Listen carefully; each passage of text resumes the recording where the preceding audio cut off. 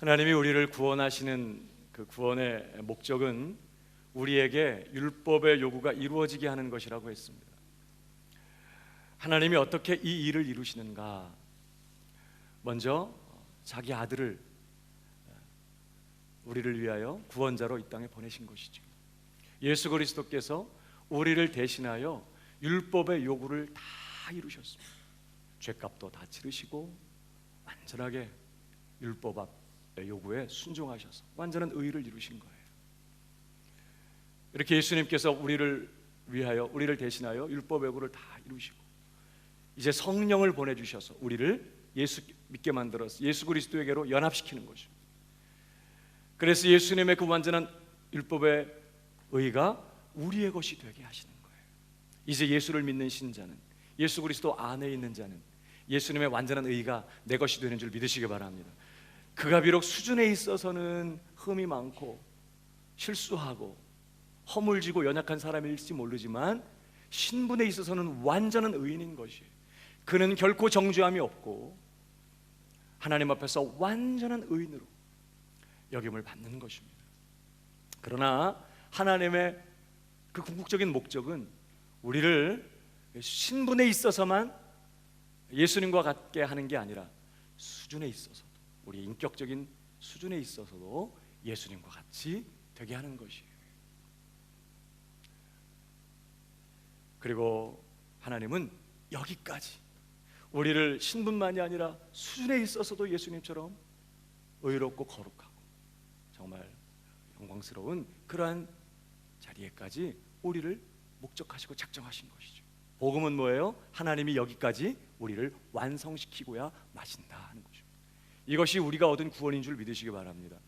그런데요, 바울은 이제 율법의 요구가 이루어지는 이 일이 어떻게 오직 예수 그리스도를 믿는 신자에게서만 가능한 것인지를 설명하기 위해서 신자와 불신자를 비교하고 있습니다.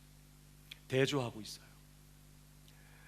우리가 지금 살펴보고 있는 본문의 내용인데요, 우리가 지난 시간에 육신을 좇는 자, 불신자에 대해서 살펴보았습니다. 그들이 어떻게 율법의 요구가 이루어지는 이 일이 불가능한가 하는 것을 함께 살펴봤고요.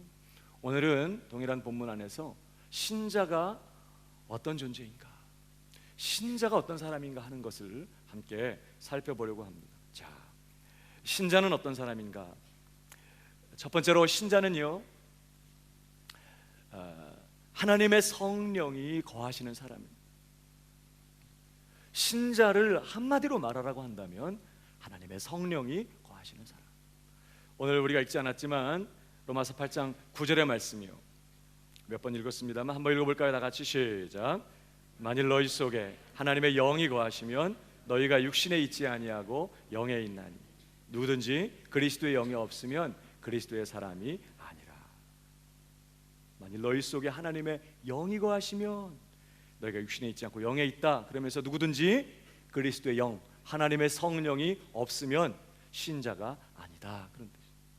그러니까 이 말은 모든 신자는 예외 없이 하나님의 성령을 모시고 있다는 거예요. 그게 신자입니다. 그가 얼마나 성숙했느냐, 얼마나 은혜가 정말 크게 그가 은혜를 경험하고 하나님의 은사들을 갖고 있느냐, 그거가 상관없이, 그의 믿음의 분량과 상관없이 그 사람에게 하나님의 성령이 거하신다면 그는 뭐라고요? 신자라고. 여러분 한 번 더 읽어보십시다. 우리 고린도전서 3장 16절 시작. 너희가 하나님의 성전인 것과 하나님의 성령이 너희 안에 거하시는 것을 알지 못하느냐. 고린도 교회가 문제가 많았습니다. 분열하고 여러 가지 정말 세상적인 부도덕한 그런 죄들이, 문제들이 교회 안에 있었어요. 그런 교회를 향해서 바울은 고린도에 있는 하나님의 교회라고 말하면서 너희가 하나님의 성전인 것과 하나님의 성령이 너희 안에 거하고 계시는 것을 알지 못하느냐. 그들이 비록 수준에 있어서는 연약하고 허물진 모습 가운데 있지만 그들 안에 누가 계신다고요? 성령이 계신다. 그들은 그래서 신자인 거예요. 그래서 그들은 하나님의 교회인 것이에요. 신자는 하나님의 성령을 모신 사람, 하나님의 성령이 거하시는 사람, 신자입니다. 더 나아가서 그래서 신자는요, 바로 이 성령의 지배를 받는 사람입니다. 오늘 읽은 본문 5절을 보십시오. 육신을 좇는 자는 육신의 일을, 영을 좇는 자는 영의 일을 생각하나니 말씀합니다. 육신을 좇는 자가 불신자를 의미한다면 여기 영을 좇는 자, 하나님의 성령을 좇는 자는 바로 신자를 의미한다고 할 수 있습니다. 영을 좇는다는 것은요, 육신을 좇는다는 것과 정확히 반대 의미예요. 육신이 뭐라고 그랬죠? 이 살과 피를 말하는 게 아니라 타락한 인간의 죄된 본성, 이 육신이라고 말한다고 했습니다. 아담 안에 있는 사람, 그냥 어머니의 모태로부터 태어난 자연인은 누구도 예외 없이 육신에 속한 자이고 육신에 거하는 사람이에요. 다시 말하면 그들에게는 타락한 죄된 본성만 있는 것입니다. 이게 불신자예요. 사실 우리도 이전에 이러한 가운데 있었어요. 그런데 여기 육신을 좇는 자는, 이 육신을 좇는다는 말은 이런 타락한 죄인의 본성에 지배를 받는 그런 상태에 있는 것을 말하는 것이죠. 마치 사자가 육식동물의 그 본성의 지배를 받고 그 본성을 따라서 사는 것처럼 불신자는 그렇게 자기가 갖고 태어난 이 죄인의 그 본성, 그 타락한 본성의 지배를 받으면서 사는 자라는 뜻으로 육신을 좇는 자 이렇게 말했습니다. 신자는요, 이제 영을 좇는 자입니다. 다시 말하면 그러면 영을 좇는다는 말은 뭘까요? 이제 성령의 지배를 받고 성령의 통제를 받는 그런 사람이다 하는 뜻이에요. 신자는 한마디로 성령의 지배 아래에 있는 사람. 물론 성령께서 지배하시고 통제하실 때 그 성령께 굴복하고 그 성령께 순종하여 그 성령의 감동을 쫓아가는 것은 두 번째 일이에요. 중요한 것은 성령님이 신자의 마음에 거하시면서 그 신자를 어떻게 해요? 지배하시고 인도하시고 이끄시고 감동하시고 감화하십니다. 이게 신자입니다. 신자는 성령의 인도를 받습니다. 성령의 감동을 받아요. 성령의 이끄심을 받습니다. 이게 신자예요. 여러분 성경 로마서 8장 14절을 한 번 더 읽어보십시다. 다 같이 시작. 영으로 인도함을 받는 그들은 곧 하나님의 아들이라. 이 말씀의 순서를 바꿔보면 어떻게 할까요? 하나님의 아들들은, 하나님의 자녀들은 하나님의 영의 인도를 받, 지배를 받는다는 뜻이에요. 누구도 예외 없이 모든 신자는 성령을 모시고 있고 성령의 지배를 받습니다. 성령의 인도하심을 받아요. 이게 없다면 그 사람은 결코 신자가 아니에요. 아까도 말씀드린 것처럼 내 마음에서 감동하시고 이끄시는 그 성령님께 굴복하고 쫓아가는 것은 두 번째 문제예요. 중요한 것은 성령님이 그렇게 신자의 삶을 이끄신다는 것입니다. 신자는 누구라고요? 성령의 지배 아래에 있는 사람, 성령의 지배를 받는 사람이에요. 그래서 세 번째로 신자는 성령의 일을 생각하는 사람입니다. 한번 따라하겠습니다. 신자는 성령의 일을 생각한다.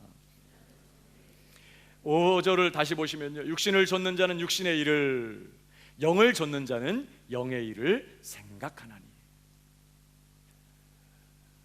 여기 생각한다 하는 이 표현은요, 지식적으로 지적으로 어떤 것을 이해하거나 사고하고 생각하는 그런 것을 포함해서 어떤 일에 관심을 가지고 거기에 마음을 기울이고 흥미를 느끼고 어떤 것을 마음으로 소원하고 또 갈망하고 추구하는 이러한 것을 다 포함하는 개념이에요. 이 생각한다고 할 때.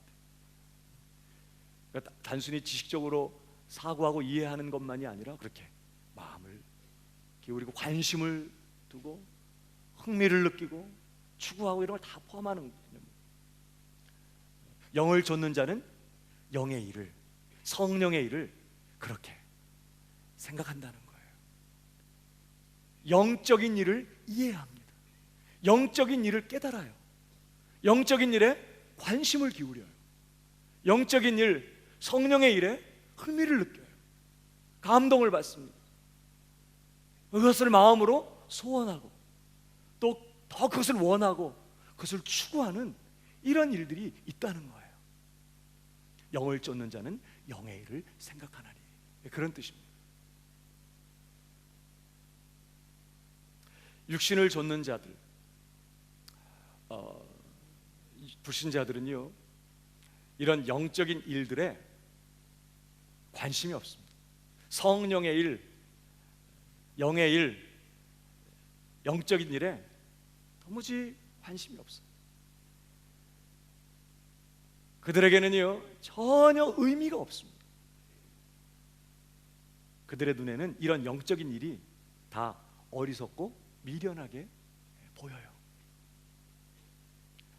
여러분, 우리 고린도전서 2장 14절 말씀 한 번 더 보십시오. 육에 속한 사람은, 육을 쫓아가는 불신자를 말하죠. 육에 속한 사람은 하나님의 성령의 일을 받지 아니하나니 저희에게는 어떻게 보인다고요? 미련하게 보이며 또 깨닫지도 못하나니 이런 일은 영적으로라야 분별함이니라. 이건 모든 불신자들에게 해당되는 일. 그들은 영적인 일, 이 성령의 일을 받을 수가 없어요. 납득도 안 되고 이해도 안 되고 깨달을 수도 없고 흥미도 느끼지 않고 관심도 기울일 수 없어요. 그러나 신자들에게는 이런 영적인 일들이 어리석게 보이지 않아요. 그것을 이해하게 됩니다. 깨닫게 되고 흥미를 느끼게 되고 관심을 갖게 되고 그것들을 더 알게 되기를 원하는 이러한 증상이 이 영을 쫓는 자, 다시 말하면 성령의 지배를 받고 있는 신자들에게서 나타나는 일이라는 사실을 말씀하는 것이에요. 그러면 구체적으로 이 영의 일을 생각한다는 이 말씀이 뭘 의미할까요? 영의 일을 생각한다. 우선 이 말은요, 단순히 종교에 관심을 갖는다는 말이 아니에요. 여러분, 종교에 관심을 갖는 것하고 영의 일을 생각하는 것은 전혀 별개의 일입니다. 종교에 관심을 갖고 있으면서도 얼마든지 성령의 일에 대해서는, 영적인 일에 대해서는 무관심하고 혹은 반대할 수 있어요. 그런 사람들이 많습니다. 대표적으로 예수님 당시에 바리새인들, 예수님을 가장 미워하고 핍박하고 죽이려고 했던 그 사람들이 다 유대교 종교 지도자들이었거든요. 굉장히 종교적인 사람들이에요. 그러나 예수님은 그들을 향해서 뭐라고요? 하나님의 성령을 회방하는 자라고 책망하셨어요.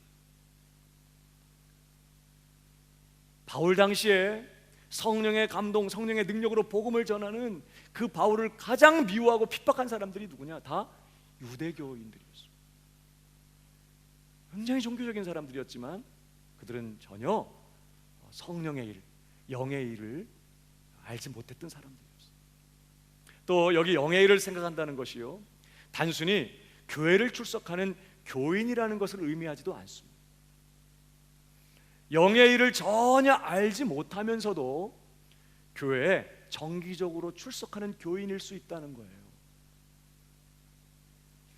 영의 일을 생각하는 자가 아니면서도 기독교적인 어떤 의식이나 어떤 기독교적인 어떤 그런 활동에 흥미를 가지고 참여할 수 있다는 것이에요. 뿐만 아니라 여러분, 영의 일을 생각한다는 것은요, 단순히 기독교 신학이나 혹은 교리에 관심을 갖는다는 것을 의미하지도 않습니다.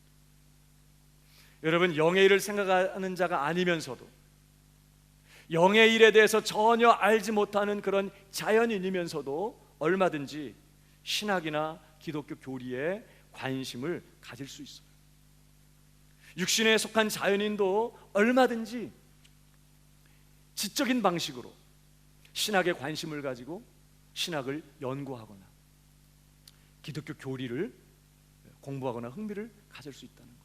많은 자유주의 신학자들, 예수 그리스도의 인격을 인정하지 않는, 그분의 참 하나님 되심과 참 사람 되심, 그러나 예수 그리스도의 인격을 인정하지 않는 그러한 자유주의자들도 얼마든지 신학적인 내용을 공부하고 성경을 연구하고 기독교의 어떤 교리들의 흥미를 가지고 또 그런 체계를 터득할 수 있다는 거예요. 지식적으로 그렇게 한다는 것이죠. 그뿐만 아니라 여러분, 이 영의 일을 생각한다는 것은요, 단순히 종교적인 현상이나 어떤 종교적인 체험에 관심을 갖는다는 것을 의미하지도 않습니다. 여러분, 악한 영들에게 휘둘리고 있는 많은 이단자들도 또 여러 다른 타 종교의 사람들에게도 환상을 본다든지 어떤 황홀경을 체험한다든지 무슨 방언을 한다든지 무슨 기적이나 신비한 종교적인 체험들을 한다는 걸 놓치지 마십시오. 그들이 믿는 내용이 아주 진실하고 아주 그들도 열심히, 그들도 아주 놀라운 어떤 종교적인 체험을 갖는다는 거예요. 여러분, 종교적인 체험을 하면서도 전혀 성령의 일을 알지 못할 수 있다는 것을 우리가 기억할 필요가 있다는 거죠. 다시 보실까요? 고린도전서 2장 14절, 육에 속한 사람은 하나님의 성령의 일을 받지 아니하나니 저에게는 미련하게 보이며 또 깨닫지도 못한다고 그랬습니다. 그러니까 한마디로 성령의 일은 육에 속한 사람들, 육신을 쫓는 자들에게는요, 그들이 비록 종교에 관심을 갖고 있고 그들이 교회를 출석할 수 있고 혹은 신학이나 교리적인 것에 관심을 가질 수 있고 어떤 종교적인 체험을 할 수 있을지라도 이런 성령의 일은요, 이렇게 육신에 속한 자들에게는 철저하게 감추어져 있는 일이에요. 그들은 전혀 그것을 납득할 수도 없고 깨닫을 수도 이해할 수도 없어요. 오히려 그냥 미련하게 보이는 것이, 이런 영적인 일들, 철저하게 육신에 속한 자들에게 성령의 일은 감춰져 있는 비밀입니다. 그러나 놀랍게 신자들에게는 이런 영적인 일들이 감춰진 비밀이 아니라는 거예요. 신자는 영적인 일들을 이해합니다. 깨달아요. 납득합니다. 감동을 받습니다. 그것에 관심을 갖게 되고요, 매력을 느껴요. 흥미를 보여요. 그것을 더 알게 되기를 원하고 더 그렇게 되기를 소망하면서 그것을 더 간절하게 추구하는 이런 일들이 있다는 것이에요. 영을 좇는 자는 영의 일을 생각하나니. 한번 따라 하십시다. 신자는 영의 일을 생각한다. 이게 신자입니다. 그러면 좀 더 구체적으로 신자가 영의 일을 생각한다는 것은 뭘 의미할까요? 몇 가지로 우리가 정리해 볼 수 있습니다. 첫 번째는요, 신자는 그의 모든 생각 속에 하나님을 전제한다는 것입니다. 신자는 하나님을 의식하는 사람이에요. 물론 로렌스 형제같이 막 하나님의 임재를 힘없이 연습하고 경건을 연습해서 무슨 일을 하더라도, 무슨 허드렛 일을 하더라도 그렇게 정말 하나님의 임재를 충만하게 느끼면서 주방에 있든지 밭에서 일을 하든지 하나님의 임재 앞에서 예배자로 살았던 그러한 경건한 사람들이 있어요. 다윗도 내가 항상 내 앞에 주님을 모셨다고 했어요. 그렇게 정말 하나님의 임재를 의식하면서 그 임재 앞에 사는 그런 경건한 성도들이 있습니다. 그러나 모든 성도가 그런 건 아니에요. 의식적으로 하나님을 생각하지 못하고 살 수 있어요. 그러나 신자는요, 하나님을 제외시켜 놓고는 자기 인생을 생각할 수 없어요. 하나님을 부정하고 이제 더 이상 자기 인생을 생각할 수 없는 그런 사람이 됩니다. 그러니까 하나님의 임재를 의식하는 건 아니라도 하나님, 유일하신 참 하나님이 계시다는 것을 그가 이제 알아요. 그에게 중요한 것은 하나님이 계시다는 거예요. 더 중요한 것은 바로 그 살아계시는 유일하신 참 하나님과 나 자신과의 관계입니다. 그냥 하나님 계셔, 뭐 나랑 상관없고, 이게 아니라 하나님이 계시는데 그걸로 끝나는 게 아니라 신자는 그 하나님과 올바른 관계 가운데 있기를 원해요. 하나님과의 관계가 너무너무 중요해요.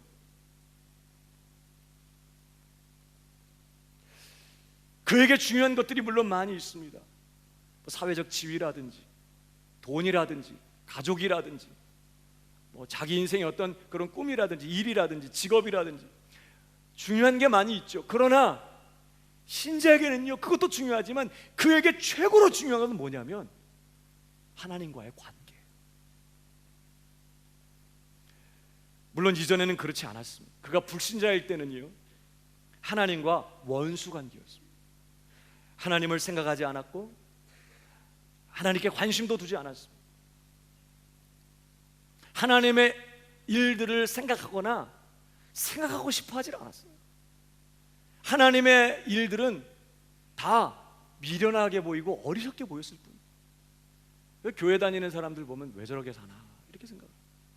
뭐가 저렇게 좋은가, 그렇게 이해를 못해요. 그러나 이제 더 이상 그렇지 않습니다. 신자는요, 그는 참되신 하나님이 계시다는 걸 알아요. 그리고 무엇보다 그분과의 올바른 관계를 소원합니다. 그래서 하나님을 기쁘시게 해드리기를 원하고, 하나님과 화목한 관계 가운데 있게 되기를 원하고, 만약에 하나님과의 관계가 바로 되어 있지 못하고 한다고 느끼면 그는 그 어디에서도 위로나 평안을 얻지 못해요. 여러분 한번 생각해 보십시오. 여러분이 하나님과 아무 관계가 없는 사람이에요. 하나님이 여러분을 향해 진노하고 계시고, 하나님은 여러분을 사랑하지 않고 있고, 여러분은 하나님과 아무런 관계가 없다고 만약에 한다면 괜찮으시겠어요? 불신자는요, I don't care. 그래서 뭐 어쩌라고. 그래, 신자는 그렇지 않습니다. 그 문제가 가장 큰 문제가 되는 것이에요. 만약에 하나님과 올바른 관계를 회복하기 위하여 그 어떤 것을 포기해야 한다면 신자는 기꺼이 그걸 합니다. 돈을 포기해야 된다면 그걸 포기하고, 가족을 포기해야 된다면요, 가족을 기꺼이 포기할 수 있어요.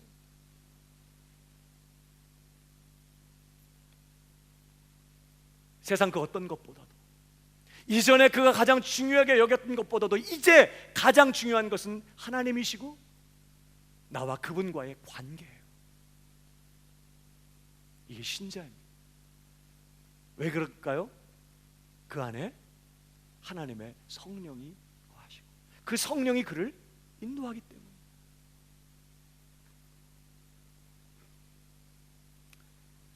여러분은 어떻습니까? 하나님과의 관계가 여러분에게도 중요하신가요?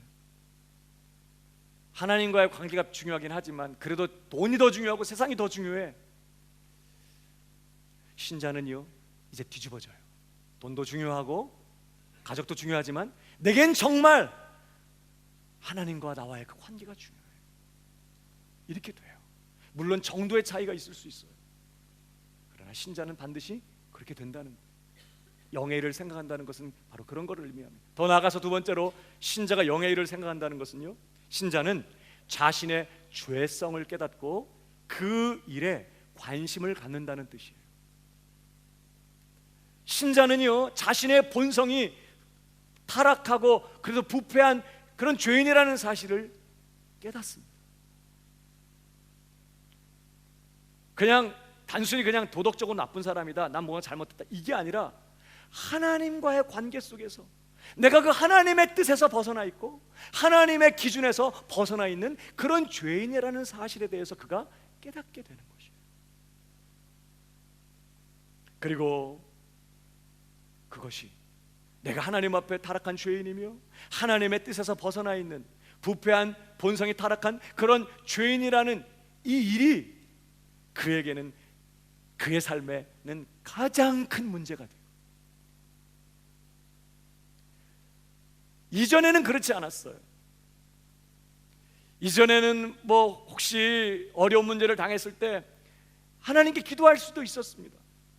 하나님이 계신다면 좀 도와주세요. 바쁘세요 하나님, 좀 돌아봐 주세요. 하나님께 기도할 수 있었어요. 또 하나님이 정말 날 도와주실 수 있다고 믿을 수 있었어요. 그러나 자신의 죄에 대해서는 전혀 관심이 없었어요. 내가 어떻게 하나님을 거역하고 그를 괴롭게 하고 그를 모독하고 그에게 고통을 드렸는지에 대해서는 전혀 관심이 없었어요. 그는 결코 이전에 자신의 어떤 죄와 자신의 하나님께 대한 불순종, 자신의 하나님께 대한 그런 거역, 하나님께 대한 사랑이 부족한 것, 이런 것 때문에 괴로워하거나 탄식한 적이 없었습니다. 그러나 이제 신자는 그런 일에 관심을 갖게 돼요. 왜 난 이렇게 자꾸 죄를 지을까? 왜 자꾸 난 이렇게 하나님 뜻을 하지 못할까? 왜 난 이렇게 하나님을 사랑하지 못할까? 왜 이렇게 나는 악할까? 자신의 죄에 대해서 자꾸 마음을 쓰게 돼요. 이런 일들을 생각하게 되는 것입니다. 왜 그래요? 성령이 계시기 때문에. 성령께서는 우리를 인도하셔서 우리가 얼마나 하나님 앞에 타락한 죄인인지를 드러내시거든요. 그러니까 성도는 자신의 죄인됨을 여러 가지 상황, 일평생 그것이 지속돼요. 더 깊이 죄를 깨닫어 거룩해질수록, 그가 더 경건해지면 경건해질수록 그는 더 깊은 자신의 죄를 발견해요. 말년에 사도 바울이 뭐라고 그러죠? 나는 죄인 중에 괴순이라고. 더 깊이 자신의 죄인됨을 깨닫습니다. 그래서 탄식하고 슬퍼해요. 그러나 여기에서 멈추지 않습니다.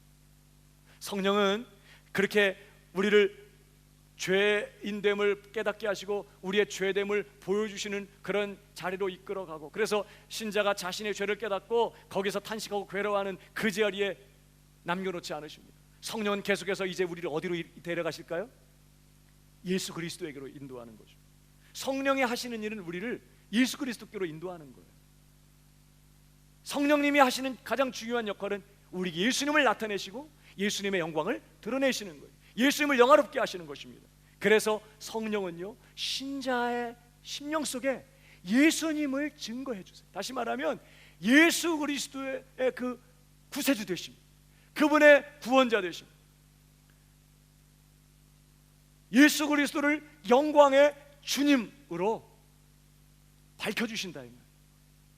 그래서 세 번째로요, 신자는요, 자신의 죄성을 깨달을 뿐만 아니라 바로 예수 그리스도를 나의 유일한 구원자로, 주님으로 그렇게 납득하게 되고 믿어지게 되고, 그리고 그 예수를 전적으로 의지하게 되는 일이 일어난다는 것이에요. 이게 신자에게서 일어나는 일입니다. 하나님께서 범죄한 자신을 사랑하셔서 자기 아들을 이 땅에 보내주셨다는 것을 드디어 깨닫게 돼요. 하나님이 세상을 이처럼 사랑하사 독생자를 주셨으니 이게 남의 말이 아니라 나를 위한 말씀으로 깨달아진다고요. 물론 정도의 차이는 있어요. 어떤 사람은 펑펑 우는 사람이 있고 어떤 사람은 이렇게 그냥 살짝 감동만 받을 수 있지만, 그러나 남의 이야기가처럼 들려지지 않는단 말이에요. 하나님의 아들이 날 구원하기 위하여 참 사람이 되셔서 완전한 순종의 삶을 사셨고 십자가에 못 박혀서 내 모든 죄값을 담당해 주셨으며 그가 부활하시고 승천하셔서 이제와 영원히 나의 구주와 주님이 되셨다는 그 사실을 의심 없이 받아들이게 되고 믿게 된다는 거예요. 그리고 그 일을 기뻐하고 즐거워하게 됩니다. 여러분, 그러나 육신에 속한 자연인은 어떻습니까? 예수를 믿지도 못할 뿐만 아니라 십자가에도 예수님이 십자가에 죽으셨다, 그가 부활하셨다, 그가 지금도 살아계신다. 그래서 어쩌라고요? 자기와 전혀 상관없는 이야기로, 그건 미련하고 어리석은 이야기로 들린다는 거예요. 자신과는 전혀 관계없는 이야기로 대합니다. 왜 그렇습니까? 그들 안에 성령이 거하시지 않으니까, 성령의 인도하심이 없기 때문에, 성령의 통제하심, 성령의 감동하심, 성령의 조명하심이 없기 때문에 그들은 자신의 죄인됨도 깨닫지 못해요. 그들은 하나님의 영광을 알지도 못해요. 자기가 그 하나님 앞에 얼마나 타락한 죄인이며, 그래서 어떻게 하나님의 은혜로 구원받는 것이 필요한 그런 죄인인지를 전혀 알지 못하기 때문에 예수가 십자가에서 죽으셨다, 우리의 죄값을 치러주셨다, 전혀 의미 없는 얘기로 들린다고요. 자기랑 관계없는 얘기로, 아무 쓸모없는 이야기로 들려요. 돈 버는 이야기, 그저 행복하게 성공적으로 세상을 사는 그런 이야기들 흥미가 있죠. 그러나 예수 그리스도의 십자가, 이 십자가의 도가 그들에게는 미련하고 어리석은 이야기로 들립니다. 그러나 신자는 어때요? 성령의 역사로 말미암아 십자가에 못 박힌 예수 그리스도가 하나님께로 가는 유일한 길이라는 것을 깨닫게 돼요. 다른 길이 없다는 걸 그가 드디어 알게 됩니다. 타락하고 범죄한 나 자신과 의롭고 거룩하신 하나님이 화해할 수 있는 유일한 길을 십자가에 못 박히신 예수 그리스도밖에 없다는 사실을 그가 납득하고 이해하고 깨닫게 됩니다. 하나님께서 우리와 화목하기 위하여, 우리를 사랑하신 하나님이 우리와의 관계를 회복시키시고 우리를 값없이 의롭다 여기시며 우리와 화목하기 위하여 죄 없는 자기 아들을 이 땅에 보내셔서 전혀 죄를 알지 못하신 그분을 우리를 대신하여 죄인이 되게 하시고 그 예수 그리스도 안에서 내 모든 죄를 심판하시고 처리하셨다는 이러한 복음의 이야기들이 신자에게는 감동이 되고 그것이 납득이 되고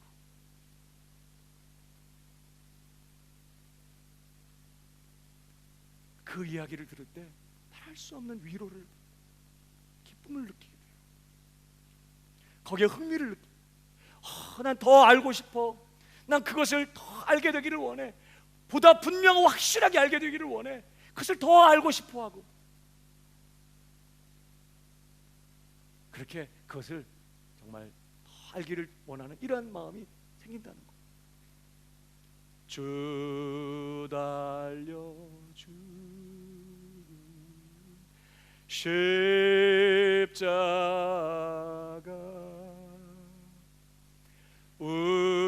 우리가 생각할 때에 주 달려주고 십자가 우리가 생각할, 여러분 신자는요 이 일을 끊임없이 생각하게, 한 번 생각하고 끝나는 게 아니라 넘어질 때마다, 더 큰 죄를 깨닫게 될 때마다, 자신의 더 큰 죄된 모습을 깨닫게 될 때마다 이 놀라운 이 십자가의 이 은혜를 생각하게 돼요.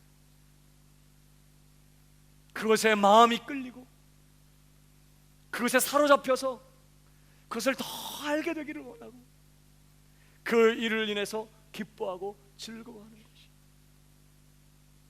이 세상에 소중한 것, 예수 그리스도의 십자가보다 더 소중한 것 이제 없다고 고백하게 되는 거예요. 주 예수보다도 귀한 것은 고백하게 되는 것이죠. 수세기에 걸쳐 살아왔던 모든 신자들이 다 그랬어요. 어떻습니까? 여러분도 그러십니까? 예수 그리스도가 날 위해 이 땅에 오셨다는 것, 그가 날 대신에 십자가 못 박히셨다는 것, 그가 내 모든 죄값을 담당해 주셨다는 것, 그가 나와 하나님과 화목하는 유일한 제물이 되셨다는 것, 나는 그분 때문에 완전히 의롭다함을 얻고 죄의 사함을 받고 구원을 받았을 뿐만 아니라 영원한 하나님 나라의 상속자가 되었다는 이러한 사실에 여러분은 감동을 받고 있습니까? 마음이 끌리고 여러분 정말 그것을 더 알게 되기를 원하십니까?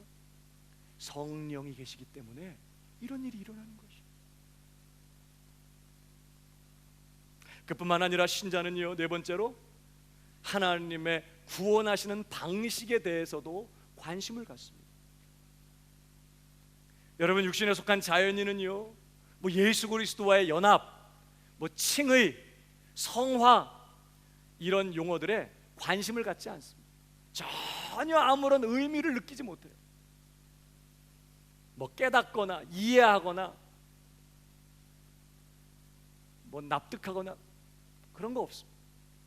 물론 좋아하지도 않습니다. 그런 용어들의 의미를 알고 싶어 하지도 않아요. 아, 쓸데없는 소리 하지 마. 뭔 말도 안 되는 소리해. 이렇게 하지. 뭐 칭의라든지 성화라든지 예수님과 연합이라든지 뭐 이런 얘기를 하면 뭐라 그래요? 나 도대체 무슨 얘기하는지 모르겠다. 전혀 흥미가 없어. 관심을 갖지 않습니다. 마음이 끌리지 않아요. 이해하려고도 하지 않고 이해할 수도 없고 좋아하지도 않습니다.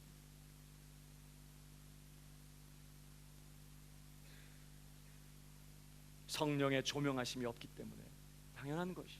그러나 신자는요, 성령이 거하시는 신자는 사람이 오직 예수 그리스도를 믿는 그 믿음으로 의롭다 하심을 얻는다는 이러한 복음의 내용을 들을 때 말할 수 없이 기뻐요.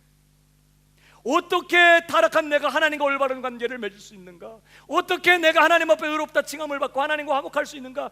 여기에 관심이 있거든요. 그렇기 때문에 사람이 하나님과 올바른 관계를 맺고 하나님과 화목하는 유일한 길은 예수 그리스도를 믿는 믿음으로 가는 것이다. 오직 예수 그리스도를 믿는 믿음으로만 의롭다함을 얻는다. 이러한 복음의 말씀을 들을 때 신자는요, 한없이 기쁘고 즐거워하게 되는 것이에요. 불신자는요, 도대체 말도 안 되는 소리 하지 마, 할지 몰라. 그러나 신자는 너무나 감사하고, 내가 지금 예수 그리스도를 믿을 때 내가 하나님 앞에 의롭다 칭함을 얻게 됐을 뿐만 아니라 하나님과 화목한 자가 되었다는 이 사실이 말할 수 없이 그에게는 감격스럽고 정말 기쁜 소식이 되는 것이에요. 그래서 신자는요, 이런 복음을 부끄러워하지 않습니다. 다른 사람들에게 말하는 것을 주저하지 않아요. 남의 말처럼 이야기하지 않습니다. 이런 복음을 기뻐하고 또 복음에 대해서 또 듣고 싶어하고 또 듣고 싶어하고 더 알게 되기를 원하고 더 분명히 깨닫게 되기를 원하고, 만약에 정말 이 일이 나랑 상관없는 일이면 어떡하지 막 그러면서 정말 더 그것을 사모하고 소원하는 일들이 신자들에게 있다는 거예요.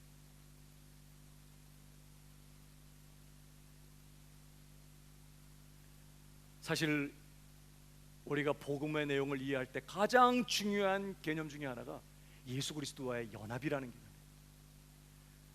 복음을 이해할 때 이 예수님과 연합이라는 개념을 이해하지 못하면 복음을 제대로 이해하지 못합니다. 로마서 6장 7장에 보면 끊임없이 이 예수님과 연합이라는 이 개념을 가지고 바울이 복음을 설명하죠. 그러니까 불신자들에게는요, 예수님과 연합 무슨 말인지 못 알아듣어요. 아무런 감동도 안 되고 아무런 의미도 발견하지 못해. 뭐 그리스도 연합만 그렇게 했습니까? 신약 성경에 있는 모든 내용들에 대해서도 난 전혀 잘 모르겠다, 무슨 말인지. 성령의 조명하심이 없기 때문에. 그러나 그런 사람이라도 어느 날 성령께서 그 마음을 비추시면, 그 심령에 들어가셔서 성령께서 그 마음을 조명하시면요, 누군가 복음을 설교할 때, 복음에 대해서 설명할 때 예수 그리스도의 연합이라는 것이 무엇을 의미하는지를 이해하게 돼요. 아, 그런 거구나. 깨닫게 되고 말할 수 없이 그런 개념들을 인해서 즐거워하게 되고 더 알고 싶어하고, 성화, 뭐 영화, 의롭다 하심을 얻는 것, 믿음, 이런 개념들이 무엇을 의미하는지를 납득하게 됩니다. 여러분 오해하지 마십시오. 완전하게, 완벽하게 다 이해한다, 완전하게 다 안다, 그런 걸 말하는 게 아니에요. 사실 우리가 이 땅에서는요, 거울을 보는 것처럼 희미하게 봐요. 주님 오실 때까지는 거울을 보는 것처럼 희미하게 봐요. 그러나 불신자들은 보지 못해요. 신자는 희미하게지만 본다는 거예요.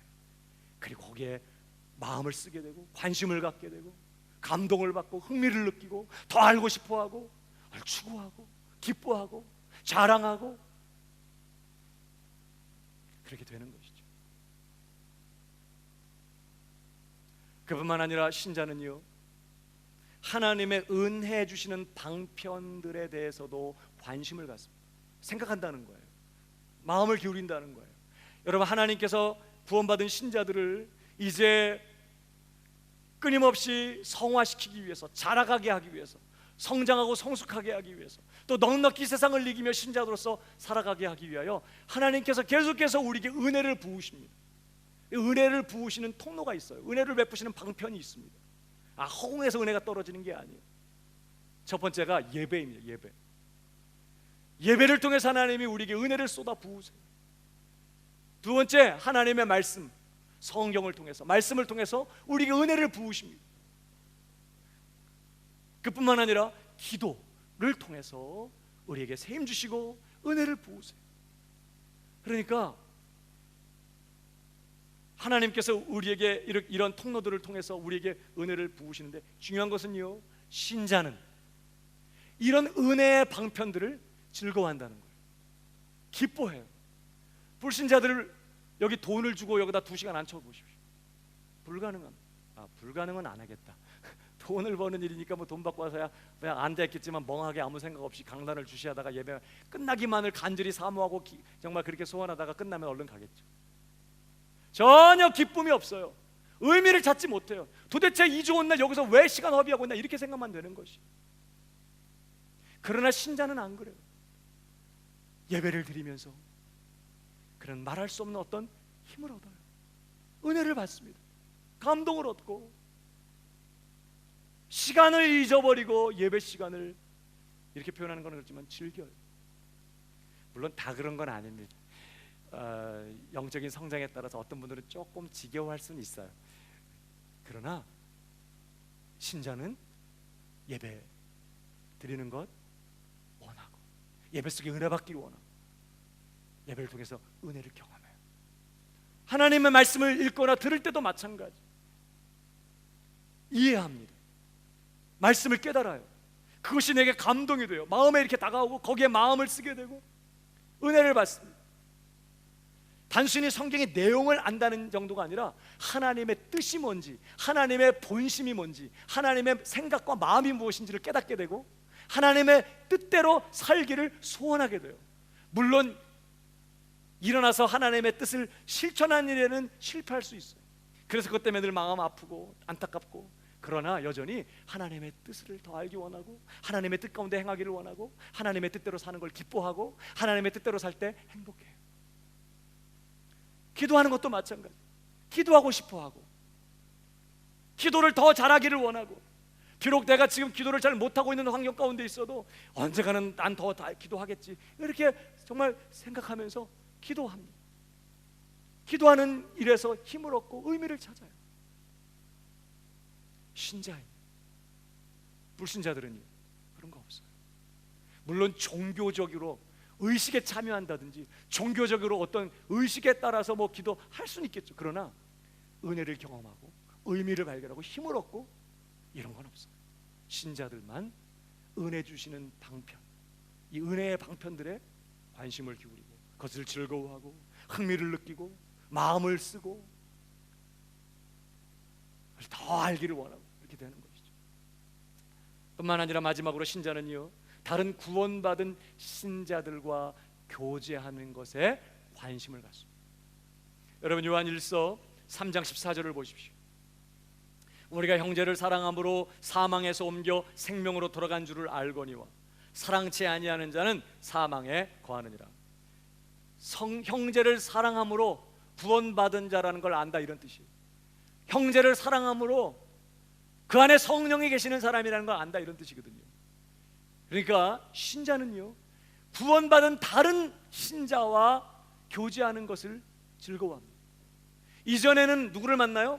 그냥 불신자들 만나서 세상적으로 놀고 술 먹고 그저 세상적인 얘기하고 그런 것이 좋았어요. 그러나 구원받게 되면 똑같이 구원받은 다른 신자들에게로 이끌려요.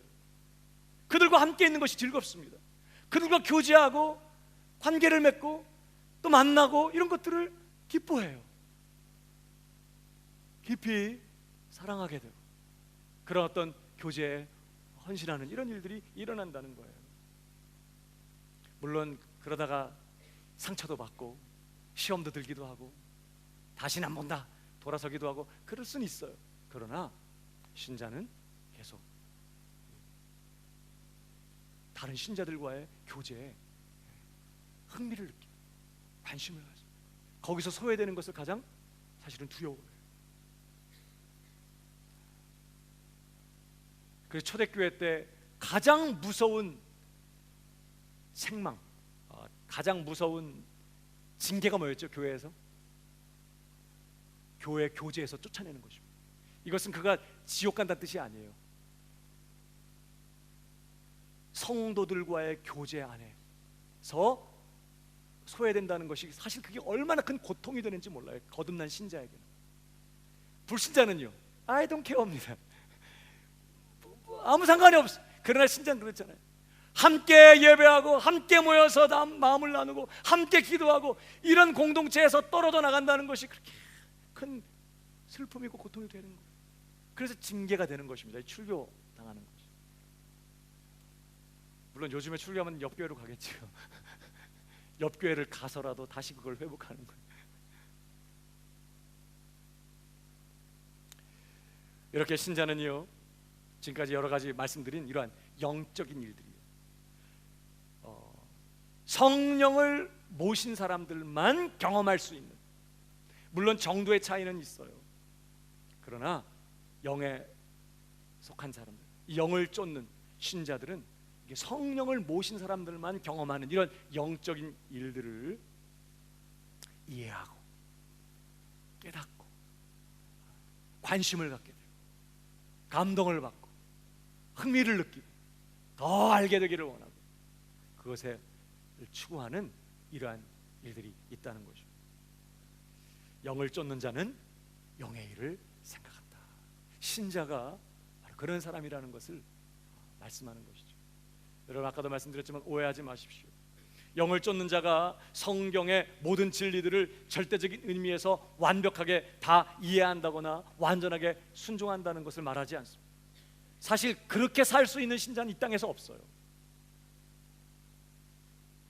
사실 우리는 아까도 말씀드린 것처럼 지금 이 땅에 사는 동안에는요, 마치 거울을 보는 것처럼, 물론 지금의 거울은 아주 투명하지만 옛날 거울은 청동판을 이렇게 광을 내가지고 비춰서 봤기 때문에 희미하게 보이는 거죠. 형체가 보이지만 아주 뚜렷하게 보이는 게 아니라 희미하게 보였어요.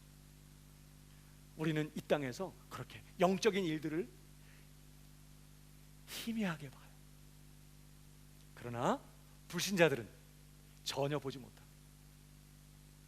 여러분, 거울을 보는 것처럼 희미하게 보는 거하고 전혀 보지 못하는 것은요, 이건 어마어마한 차이예요. 난 그렇게 보려면 안 본다, 그게 아니라 희미하게나마 보는 거하고 전혀 보지 못하는 것은요, 어느 정도 차이냐? 죽은 자와 산 자의 차이라고요. 어린 아기가 태어나면요, 그는 완전한 사람입니다. 그렇죠? 덜 사람인가요? 뭐 자라면서 뭐 더 뭐가 뭐 생겨나고 뭐 더 뭐 발달하고 그래서 사람이 됩니까? 아기는 비록 미숙하기 때문에 자기 힘으로 할 수 있는 게 몇 가지가 없어요. 숨 쉬는 거, 움직이는 거, 배고플 때 우는 거, 힘 주면 이제 뭐 나오는 거, 이런 거 외에는 뭐 할 수 있는 게 별로 없어요. 다 치닥거리 해줘야 되고, 다 누군가 와서 놀봐줘야 되고, 다 먹여줘야 되고, 다 그렇게 돌봐줘야만 돼요. 그래도 그 시체 아닙니다. 완전한 사람이에요. 어린 아기지. 마찬가지. 우리가 신앙생활을 할 때 이렇게 아직 완전하게 우리가 그리스도의 장성 분량이 충만한 데까지 자라지 못했기 때문에, 성숙하지 못했기 때문에, 완전하게 성장하지 못했기 때문에 우리가 여전히 미숙한 이유로 우리가 성경이 말하는 모든 진리를 다 이해하지 못할 수 있어요. 하나님의 그 구속의 은혜, 하나님께서 우리에게 은혜로 주신 것들에 대해서 우리가 완전하게 다 알지 못할 수 있습니다. 모르는 게 더 많을 수 있다고요. 그러나 여러분, 오늘 본문을 통해서 우리가 확인해야 되는 건 그거예요. 나는 제가 여러분에게 말씀드린 그런 영적인 일들에 대해서 관심이 있는가 하는 거죠. 한번 생각해 보십시오. 여러분들은 성령의 일, 영의 일, 이 영적인 일들이요, 그 일들에 관심이 있으신가요? 여러분은 그 일들의 매력을 느끼십니까? 그 일들의 흥미를 느끼고 그 일들의 마음이 가고 그 일들이 기쁘고 더 알게 되기를 원하고 더 확실하게 붙들기를 원하는 그런 마음들이 여러분 안에 있나요? 완벽하게 충만한 의미로 말하는 게 아니라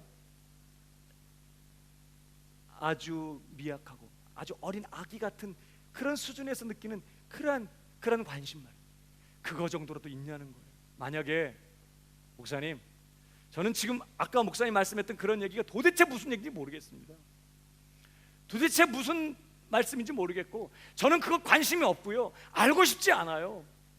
그냥 세상에 나가서 어떻게 성공적으로 인생을 살 수 있는지, 어떻게 직장에서 돈을 잘 벌 수 있는지, 가정에서 어떻게 행복하게 살 수 있는지 전 그런 얘기를 좀 해주세요. 뭐 십자가, 구원, 성화, 예수님과 연합, 거룩 이런 거 별로 저 알고 싶지도 않고 관심도 없거든요. 만약에 그렇게 말씀한다면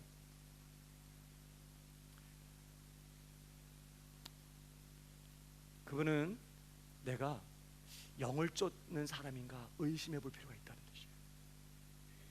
그러나 목사님, 그래요, 저 다 아는 거 아니고 아직도 모르는 게 너무 많고 거울을 보는 것처럼 희미하지만 저는 목사님이 말씀하신 그런 영적인 일들에 관심이 있어요.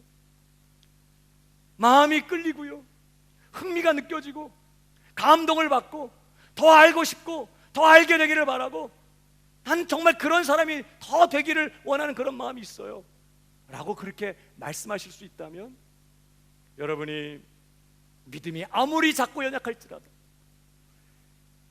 또한 여러분이 모르는 것이 아무리 많다고 할지라도 여러분은 영을 쫓는 사람이며 엄연히 하나님의 자녀들이며 하나님 나라의 영광스러운 상속자들이라는 사실을 놓쳐서는 안 된다는 거예요.